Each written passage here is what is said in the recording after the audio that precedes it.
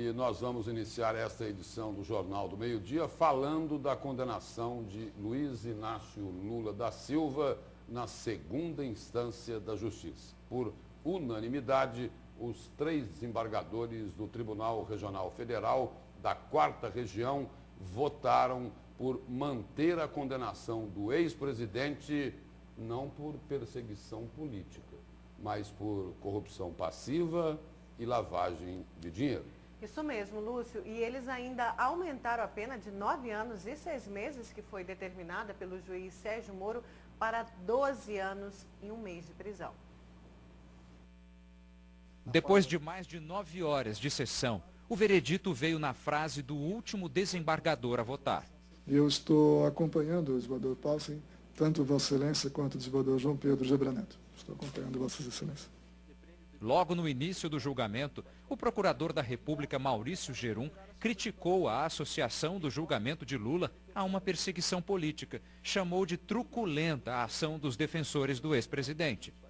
O processo judicial não é um processo parlamentar. A técnica que caracteriza a decisão judicial é incompatível com a pressão popular. E resumiu a convicção do Ministério Público. A impressão produzida em nós, por todas essas razões, é com segurança a certeza. Lamentavelmente, Lula se corrompeu. O assistente de acusação do Ministério Público Federal, que representa a Petrobras, disse que a empresa foi tomada por uma organização criminosa. Não há dúvida, o processo demonstrou que a Petrobras foi vítima de uma refinada organização criminosa. E assim ocorreu com outras empresas do nosso país também. Os advogados de defesa falaram em seguida. O primeiro foi o de Paulo Okamoto, presidente do Instituto Lula. Depois, o defensor de Lula, Cristiano Zanin, que pediu sem sucesso a nulidade do processo. O que se tem aqui é um processo nulo, que gerou uma sentença nula. E também um processo em que não foi feita a prova da culpa, mas sim a prova da inocência, que pede-se que seja reconhecida por uma questão de justiça.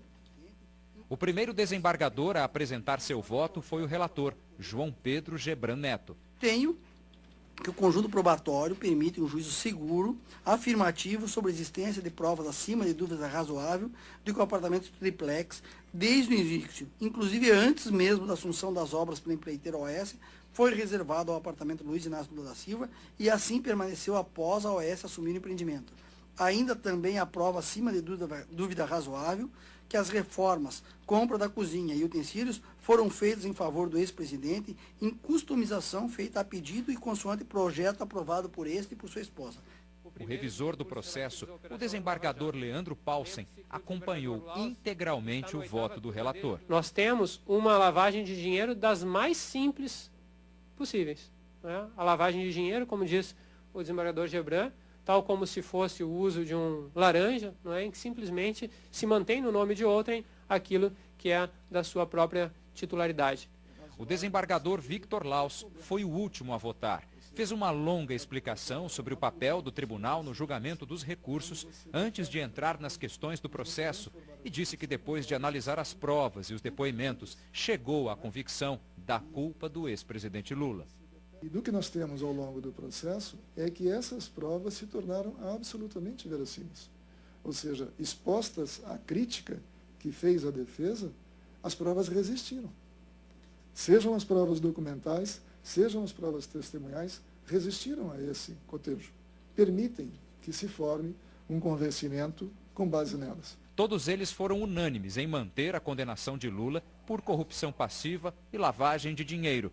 E unânimes também em aumentar a pena de 9 anos e meio, definida em primeira instância pelo juiz Sérgio Moro, para 12 anos e 1 mês de prisão. Com a decisão sendo unânime, a defesa perde chances de recursos, restando apenas os embargos de declaração, que servem para questionar certos pontos da decisão, mas não tem como interferir na sentença.